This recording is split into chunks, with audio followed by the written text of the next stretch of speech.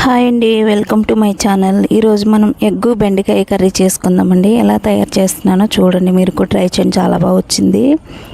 First అయితే మనం pan పెట్టుకోవాలండి, ఆయిల్ వేసుకోవాలి. తర్వాత మనమైతే ఎగ్స్ వేసుకొని అందులో పసుపు వేసుకొని ఫ్రై చేయాలండి. ఫస్ట్ అయితే ఆయిల్ వేసేటప్పుడు ఆయిల్ హీట్ అవ్వకుండా వేస్తే ఎగ్స్ అనేవి చిదిగిపోతాయండి. ఫస్ట్ అయితే ఆయిల్ బాగా హీట్ అవ్వాలి. హీట్ అయిన తర్వాత ఎగ్స్ వేసుకోవాలి. ఎగ్స్ వేసిన తర్వాత పసుపు వేసుకోవాలండి. పసుపు సాల్ట్ కూడా వేసుకొని ఫ్రై చేసుకోవచ్చు.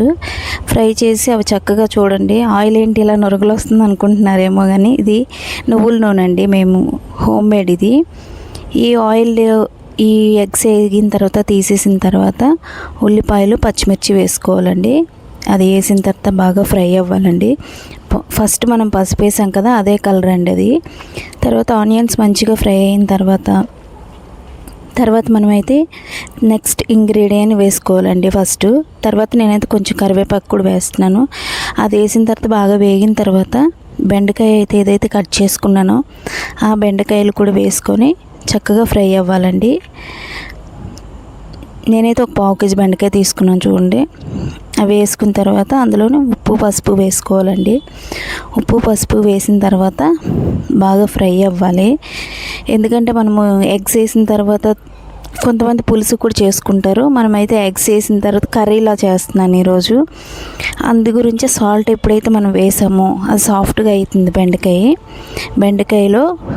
సాల్ట్ వేసుకోవాలి, తర్వాత పసుపు వేసుకోవాలండి. వేసిన తర్వాత మూత పెట్టి మగ్గించాలండి. అది సాఫ్ట్ అయిన తర్వాత మనం నెక్స్ట్ అయితే నేను టమాటో కూడా వేస్తున్నాను అందులోనే. మీరు కూడా ట్రై చేయండి, చాలా బాగా వచ్చింది కర్రీ.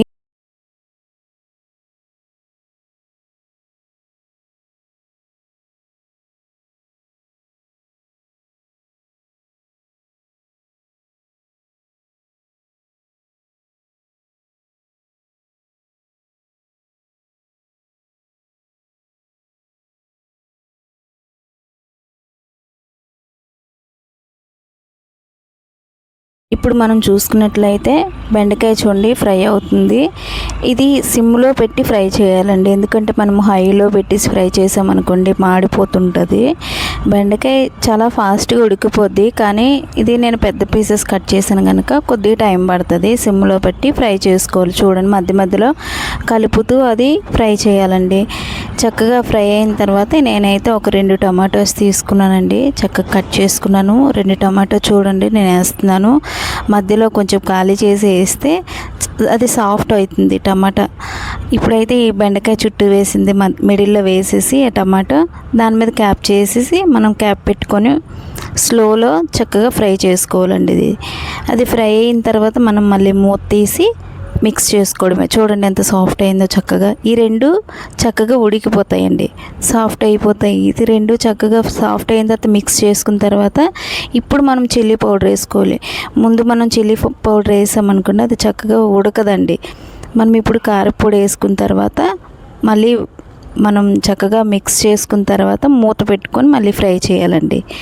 ఆయిల్లోనే ఫ్రై అవ్వాలి. మనం వాటర్ వేస్తే బెండకాయ జిగురు అనేది వచ్చేస్తుంది. ఇప్పుడు చూడండి చక్కగా అదే ఇక నేనైతే కారపొడి వేసాను కదా, చక్కగా కలుపుతూ మళ్ళీ మూత పెట్టి ఫ్రై చేయాలండి. చక్కగా అది మూతలోనే అది మళ్ళీ మూత తీసి మనం తీసేటప్పుడు చక్కగా చూడండి సాఫ్ట్ అయిపోద్ది. ఇప్పుడు మనం ఏదైతే ఎంత వాటర్ వేస్తామో వాటర్ వేసుకోవాలి. కొంతమంది చింతపండు వేస్తారు కనుక నేను కూడా చేస్తానండి, కానీ ఈసారి చింతపండు వేయకుండా ట్రై చేస్తున్నాను ఎలా ఉంటుందో ఏంటని. అప్పుడైతే మనం వాటర్ వేసుకోవాలండి, ఎంత వాటర్ మనకు కర్రీకి కావాలో అంత వాటర్ వేసుకొని అది మూత పెట్టి మనము మగ్గించాలండి. కొంచెం ఉడికిన తర్వాత ఆ ఎగ్స్ ఏవైతే మనము ఫ్రై చేసి పెట్టుకున్నామో ముందు ఆ ఎగ్స్ అయితే అప్పుడు వేసుకోవాలండి. చూడండి ఇప్పుడైతే చక్కగా వాటర్ నేను సరిపడినంత వేసుకున్నాను. వేసుకున్న తర్వాత ఇప్పుడు ముందైతే ఎగ్స్ ఫ్రై చేసి తీసాను కదా, ఆ ఎగ్స్ ఇందులో వేసుకోవాలండి. వేసేసి మళ్ళీ మూతలోనే ఉడికించాలండి. మూతలో ఉడికిస్తే చక్కగా కూర అయితే మనకి రెడీ అయిపోద్ది. మనం ఇందులో గరం మసాలా అన్నీ వేసుకోవచ్చు. నేనైతే ఏమి వేయట్లేదండి. మేము ఎక్కువ గరం మసాలా అప్పటికప్పుడు ఇన్స్టెంట్గా రుబ్బుకొని వేసుకుంటాం కానండి, స్టాక్ వెరీ సింపుల్. మీరు కూడా ఇలా ట్రై చేయండి. ఎట్లా వచ్చిందో కామెంట్స్ చేసి చెప్పండి. మేమైతే ఇలా ట్రై చేస్తాం. రైస్లో చపాతీ ఎగ్ కర్రీ అండి. మీకు నచ్చినట్లయితే కనుక షేర్ చేయండి, సబ్స్క్రైబ్ చేసుకోండి. కామెంట్స్ చేయండి. ఇంకేమేమి వీడియోస్ కావాలో నాకు కామెంట్ రూపంగా తెలియజేయండి. ఇంకా మంచి వీడియోస్ పెడుతుంటాను. లైక్ చేయండి నా వీడియోస్ చూడండి.